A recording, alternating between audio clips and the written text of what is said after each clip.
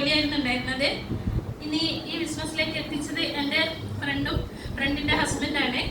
അദ്ദേഹത്തിനും എൻ്റെ ലീഡേഴ്സിനും ഈ അവസരത്തിന് ഞാൻ നന്ദി പറയാണ്. കാരണം എന്നല്ല, ഈ ബിസിനസ്സിലേക്ക് വന്നത് കൊണ്ടാണ് ഇന്ന് ഞാൻ ജീവനോട് ഇവിടെ നിൽക്കുന്നത് തന്നെ. വേറെ ഒന്നുമില്ല, ഇവിടെ ഒരു 95നെ പറ്റി പറഞ്ഞിട്ടുണ്ടായിരുന്നു. ഞാൻ ബിസിനസ് സ്റ്റാർട്ട് ചെയ്ത് വെറുതെ എൻ്റെ ഫ്രണ്ടിൻ്റെ ഹസ്ബൻഡ് പറഞ്ഞല്ലേ എന്ന് വിചാരിച്ച് അവരെ ഒഴിവാക്കാൻ പറ്റാത്തതുകൊണ്ട് ബാങ്കിലെ ജോലി ചെയ്യുന്നതിനോടൊപ്പം സൈഡായിട്ട് ചെയ്യാന്നുള്ള രീതിയിലാണ് സ്റ്റാർട്ട് ചെയ്തത്. അവരെ വെറുപ്പിക്കേണ്ട എന്നുള്ള രീതിയിൽ ഇങ്ങനെ മുന്നോട്ട് പോയിക്കൊണ്ടിരിക്കുന്ന സമയത്ത് എനിക്കത് പെട്ടെന്നാണ് ഒരു അസുഖം ഉണ്ടായത്.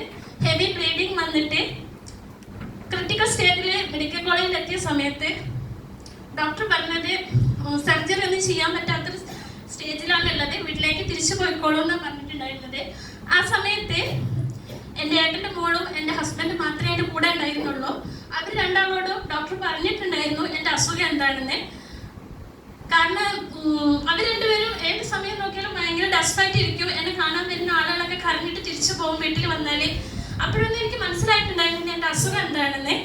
പക്ഷെ ഒരു ദിവസം പെറ്റ് സ്കാൻ ഉണ്ടെന്ന് പറഞ്ഞിട്ടുണ്ടായിരുന്നു. മോൾ എൻ്റെ അടുത്ത് പറഞ്ഞിട്ടുണ്ടായിരുന്നു, എനിക്ക് പെറ്റ് സ്കാൻ പറഞ്ഞിട്ടുണ്ടെന്ന് പറഞ്ഞിട്ടുണ്ട്. പക്ഷെ അത് എന്തിനുള്ള എന്താ പറയാ എന്താണെന്ന് എനിക്ക് അറിയില്ലായിരുന്നു. പക്ഷെ ഞാൻ വീട്ടിൽ നിന്ന് പൊളിറ്റീഷ്യൻ ആയതുകൊണ്ട് തന്നെ ഫ്രണ്ട്സുകൾ എല്ലാവരും ഇങ്ങനെ വന്നിങ്ങനെ കണ്ട് തിരിച്ചു പോണ സമയത്ത് എൻ്റെ വയലിൽ അവർ തിരിച്ചു പോകണം. കാരണം ഇങ്ങനെ നല്ല കുറച്ച് തടിയൊക്കെ ഉണ്ടായിരുന്ന ആള് പിന്നെ കൊള്ളി മയൽ ഇങ്ങനെ ചുരുണ്ടുകൂടി കിടക്കുന്ന ഒരവസ്ഥയായിരുന്നു വീട്ടിലുണ്ടായിരുന്നത്. അപ്പൊ എന്നെ കണ്ടിട്ടാണ് അവരങ്ങനെ തിരിച്ചു പോകുമ്പോൾ കരഞ്ഞിട്ട് പോകുമ്പോൾ ഞാൻ വിചാരിച്ചു എനിക്ക് എന്തോ ഒരു മാരകമായ അസുഖമുണ്ട്.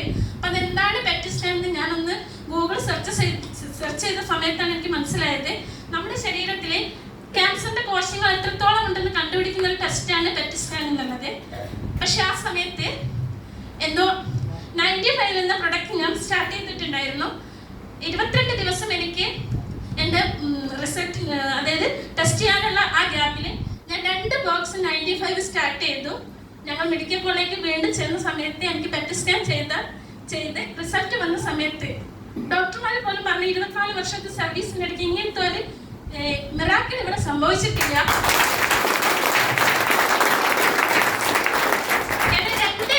ടെസ്റ്റ് ചെയ്ത സമയത്ത് ക്യാൻസറിന്റെ സ്റ്റാർട്ടിംഗ് ആണെന്ന് പറഞ്ഞ സമയത്ത് മൂന്നാമത് പെറ്റ് സ്കാൻ ചെയ്ത റിസൾട്ട് കിട്ടിയ സമയത്ത് എൻ്റെ ശരീരത്തിൽ ക്യാൻസറിന്റെ കോശങ്ങളെ ഇല്ലെന്നാണ് കണ്ടുപിടിച്ചത്.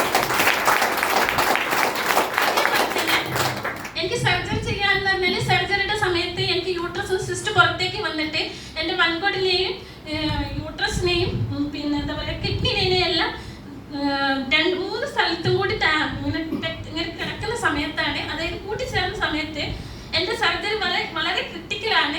എൻ്റെ ഹസ്ബൻഡ് എൻ്റെ ഏട്ടൻ്റെ മോളെ വിളിച്ചിട്ട് പറഞ്ഞത് എന്താ വെച്ചാല് ഇത് സർജറി ചെയ്യണം, കാരണം ഇവർ ജീവിക്കുന്നോടത്തോളം ജീവിച്ചോട്ടെ, സർജറി ചെയ്ത് എന്തായാലും ഇവർ കിട്ടൂല എന്നാ പറഞ്ഞത്.